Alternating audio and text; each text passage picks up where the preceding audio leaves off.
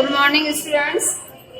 Today I am going to make the correction of the sentences which I gave you in the homework.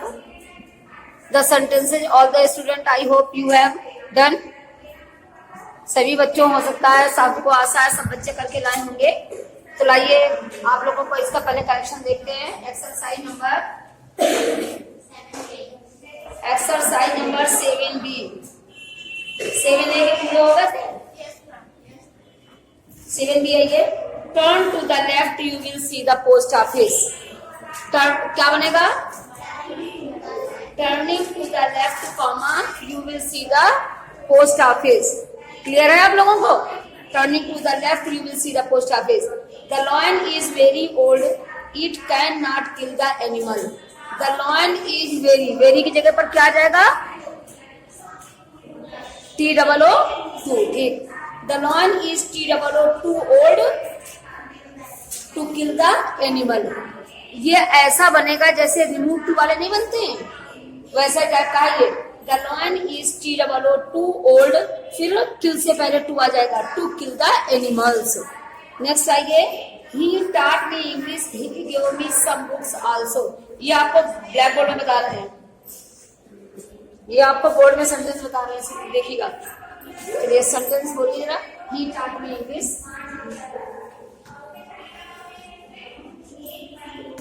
He taught me English,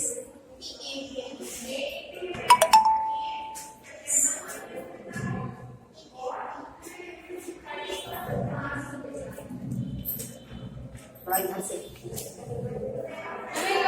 हाँ। He taught me English.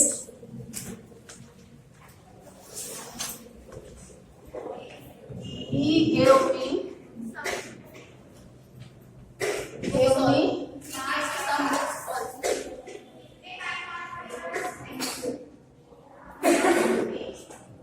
some books also. किसी ने बनाया है ये sentence? गलत सही किसी ने कुछ बनाया है? हाँ बोलिए।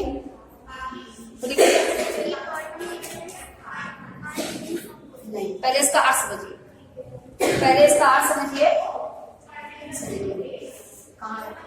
देखिए पहले इसका अर्थ समझिए। ही टॉट मी इंग्लिश, उसने मुझे इंग्लिश पढ़ाई। He taught me English, he give me some book also. तो उसने मुझे इंग्लिश पढ़ाई और उसने मुझे कुछ किताबें दी। किताबें किसने दी हैं? जिसे पढ़ाया। ये क्लियर है ना? तो पढ़ाने वाले ने दोनों काम किए। क्लियर है दोनों काम? ही ना, अच्छा बनना किससे? ये सिंपल से बनना। अगर ये कंपाउंड से बनता तो कैसे बनता? He not only taught me English, he not only taught me English but also give me some books. बन जाता ना कंपाउंड से। अब आइए इसका ये सिंपल से हमें बनाना है। इन स्पाइट ऑफ टीचिंग, पहले सुन लीजिए उसके बाद करिए। इन स्पाइट ऑफ माने के बावजूद, इन स्पाइट माने के बावजूद। इन स्पाइट ऑफ के बाद ये हमारा किससे बन रहा है? नाउन या जीरन से पहले प्रीपोजिशन के प्रयोग से। किससे बन रहा है? नाउन या जीरन से पहले प्रीपोजिशन के प्रयोग। प्रीपोजिशन हमारा इन स्पाइट ऑफ आ रहा है, इन स्पाइट ऑफ, फिर आ रहा है हमारा gerund teaching. In spite of teaching me English, मुझे इंग्लिश पढ़ाने के बावजूद he give me some books also. Clear हो रहा है? फिर देखिए इसको, देखिए एक minute. He taught me English, उसने मुझे इंग्लिश पढ़ाई। He give me some books also, उसने मुझे किताब भी दी। तो दोनों काम वही कर रहा है ना। तो क्या करोगी? ये नाउन या जीरन से पहले प्रीपोजिशन लगा के बन रहा है। प्रीपोजिशन मेरा क्या आ रहा है? In spite of, in spite of. अब ये हमें इन स्पाइट के बाद हमारा प्रीपोजिशन हो गया। प्रीपोजिशन के बाद मेरा नाउन या जीरन लाना है। टीचिंग मेरा जीरन बन जाएगा। In spite of teaching me English, in spite of teaching me English, comma most important है। In spite of teaching me English, comma subject यही रहेगा, जो ये है वही वो है। ही इन स्पाइट ऑफ मेरा प्रीपोजिशन हो गया, टीचिंग मेरा जीरंड हो गया, इन स्पाइट ऑफ टीचिंग, फिर मी से वही ले लिया, इन स्पाइट ऑफ टीचिंग में इंग्लिश, मुझे इंग्लिश पढ़ाने के बावजूद उसने मुझे कुछ किताबें भी दी। दोनों काम किए। जब तक हम हिंदी अर्थ नहीं निकालेंगे हमारा इंग्लिश नहीं बन पाएगी। और यही तो मिसलिनियस में आपको ध्यान रखना है कि इतनी वैरायटी में से किसमें बनना है। एग्जाम में आपको केवल ब्रैकेट में ये लिखा हुआ मिलेगा, ब्रैकेट में, कि आपको सिंपल में चेंज करना है कि कंपाउंड में कि कॉम्प्लेक्स में। और सुनिए, अगर आपको सिंपल आता है तो आप जितने भी ज्वाइंट लगाती हैं सब सिंपल के ही लगेंगे। जैसे कई 3 सेंटेंस जोड़ के एक सेंटेंस बनाना है तो आप जैसे 3 सेंटेंस जोड़ती हैं, तो अगर कॉम्प्लेक्स का बनाती है तो कॉम्प्लेक्स के ही सारे ज्वाइंट लगेंगे, चाहे वो नाउन क्लास का हो, चाहे एडवर्ब का हो, चाहे एडजेक्टिव का हो। अगर सिंपल बनाती है तो सिंपल का ही लगेगा। ठीक है, क्लियर हो गई बात। ऐसे ही में ये बिसाइड्स भी लग सकता है, बिसाइड्स भी सकता है। Besides of teaching me English, मुझे इंग्लिश पढ़ाने के अतिरिक्त उसने मुझे कुछ किताबें दी। अतिरिक्त वाला भी बन सकता है, बिसाइड्स वाला भी, इंस्पायर की जगह बिसाइड्स वाला भी बन सकता है। बिसाइड्स माने अतिरिक्त, मतलब besides of teaching me English, English पढ़ाने के अतिरिक्त उसने मुझे किताबें दी। हमने इंग्लिश पढ़ाने के बावजूद उसने मुझे किताबें दी, हमने इससे बना दिया, दोनों सही है। अब आइए, the weather was fine, he set out on his journey. The weather was fine, weather being fine किससे बन रहा है? नॉमिनेटिव एब्सोल्यूट से। नॉमिनेटिव एब्सोल्यूट से 3 वैरायटी से बनता है। पहली वैरायटी जो है हमारी वो इज, आर, एम, वाज, वर्ग की जगह पर हम बीइंग का प्रयोग करते हैं। इज, आर, एम, वाज, वर्ग की जगह हम बीइंग का प्रयोग करते हैं, BEING, बीइंग का। तो क्या हो जाएगा? The weather being fine, comma, he set out on his journey. क्या तो करके राइट कहाँ करते ये करना थोड़ी आओ, सेंटेंस खाली कर दिए पढ़े हुए।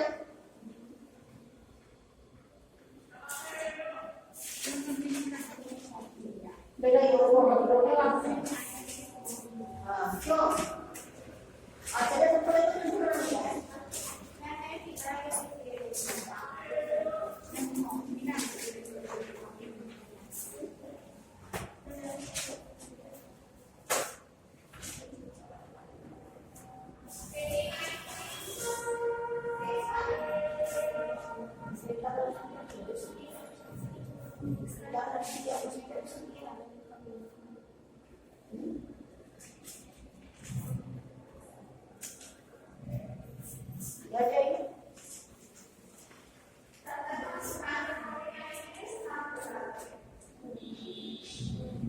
चलिए आगे देखिए। The weather being fine, comma, he set out on his journey. The sun set, the farmers returned home. The sun set, बताइएगा, सूर्यास्त हो गया, किसान जो है वो अपने अपने घरों की ओर वापस चल दिए। तो क्या आपको किससे बनेगा? ये किससे बनेगा? हाँ, आफ्टर सनसेट से भी बन जाएगा। आफ्टर सनसेट से अगर बनता है तो ना इससे जाएगा आपका नाउन या प्रीपोजिशन से पहले, जीरंड या नाउन से पहले प्रीपोजिशन के प्रयोग से जाएगा आफ्टर, और सनसेट हमारा नाउन बन जाएगा। देखो, एक सनराइज होता है, सनराइज, एक सनराइज का मतलब होता है सूर्य उदय होना, और एक सनराइज माने होता है सूर्योदय। समझा नहीं बात ना? मेरी बात समझ रहे हो आप लोग? एक तो सनराइज होता है, सूरज उग गया, सनराइजेस इन द ईस्ट, ये वाला सनराइज, ये वर्ब आ गई राइज। और एक सनराइज इकट्ठे होता है, इट इज सनराइज। ये जो सनराइज इकट्ठे वाला है ये सूर्योदय है, ये हमारा नाउन है। और ऐसे ही सनसेट है, सेट की जो तीनों फॉर्म एक होती है, तो आपको पता ही नहीं होगा कि सूर्योदय मतलब सूर्यास्त हो गया है, पास्ट में भी, प्रेजेंट में, तीनों फॉर्म एक होती है। तो इट इज सनसेट है ना? तो आपका सूर्यास्त के लिए, और सनसेट इकट्ठे लिखा होगा तो सूर्यास्त हो जाएगा। जो इकट्ठे वाला सूर्यास्त होगा ये मेरा नाउन कहलाएगा। तो हम उसी का ये सनसेट बता रहे हैं। देखिए, तो आफ्टर सनसेट, सूर्यास्त के बाद, तो नाउन से, नाउन के साथ प्रीपोजिशन का प्रयोग समझ में आ रहा है? समझ में आ रही बात ना? नाउन के साथ प्रीपोजिशन का प्रयोग, sunset, after sunset, comma, the farmers return home, ये हो गया। अच्छा, हमने शायद परफेक्ट पार्टिसिपल में भी आपको बताया है कि परफेक्ट पार्टिसिपल में एक काम समाप्त होने के बाद दूसरा काम किया जाता है, तो आपका परफेक्ट पार्टिसिपल के according the sun having set से बनेगा। The sun having set, the sun having set. अब इसमें भी सुनिए, द सन हैविंग सेट से बनाती है तो नॉमिनेटिव एब्सोल्यूट से जा रहा है, नॉमिनेटिव एब्सोल्यूट से, और हैविंग द सन सेट से बना रही है तो आपका पार्टिसिपल से जा रहा है। ये 3 तरीके से सेंटेंस बन रहा है, तीनों तरीके से बता रहे हैं मैं आपको अभी। ये वाला तो बोलो द सन सेट वाला,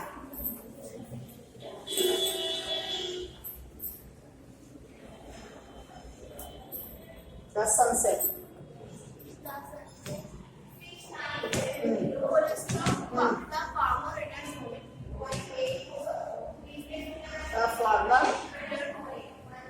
ऐसा लगा है?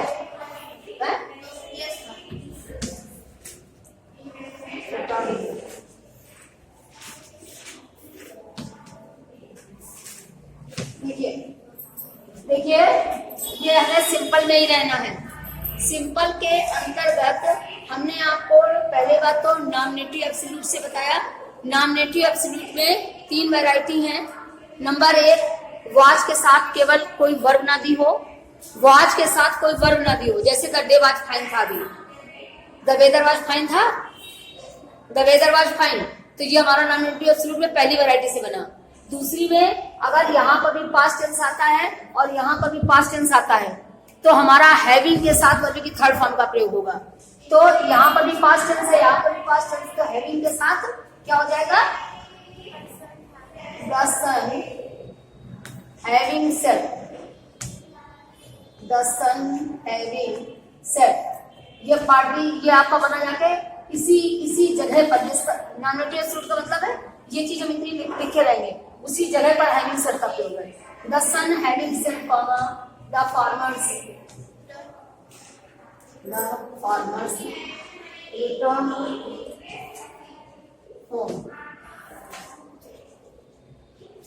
परफेक्ट पार्टिसिपल से आ रही है कैसे? नाउन या गिवन से पहले प्रीपोजिशन से।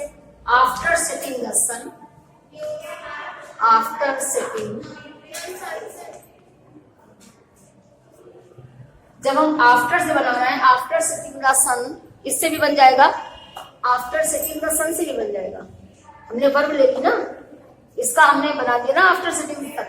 आइए हम अच्छा सनसेट से बनाते हैं। आफ्टर सनसेट, ये नाउन हो गया हमारा। After sunset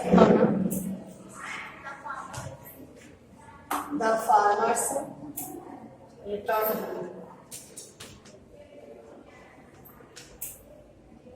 after setting the sun the farmers return. ये किससे बन गया? ये मेरा बना था नॉमिनेटिव एब्सोल्यूट से, नॉमिनेटिव से बना था। ये मेरा बना the sun, after setting the sun. Noun या गिवन से पहले प्रीपोजिशन का प्रयोग, प्रीपोजिशन का प्रयोग है नाउन या गिवन से पहले, समझ लीजिएगा, ठीक है ना। आगे आइए तीसरा,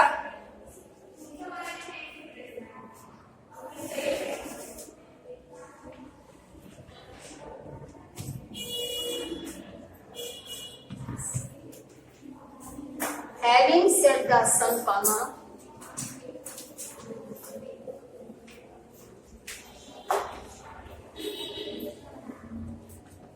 the farmers returned home। देखिए ये हैविंग सेट कैसे बना।